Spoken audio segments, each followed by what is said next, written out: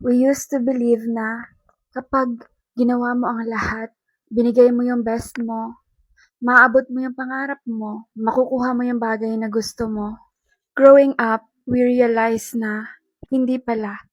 Hindi pala ganun kadali. It takes a lot of courage, discipline, patience, and sometimes even luck. Mas naniniwala na ako ngayon na kapag para sa'yo. Medyo nakaka-pressure at nakakapagod. Isipin na bakit yung iba matagumpay na sa buhay and bakit tayo nandito pa rin. Kahit alam na alam mo sa sarili mo na sobra-sobra na yung effort, yung pagod na ibinuhos mo.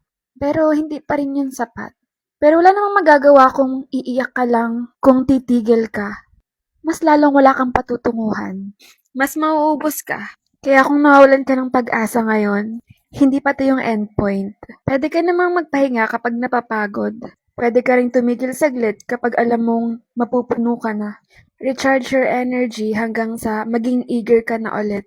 At motivated enough para magpatuloy. Kasi mas lalong walang mangyayari kung susuko ka na ngayon pa lang. Kaya kung may pangarap ka, bangon na. Lalaban pa tayo.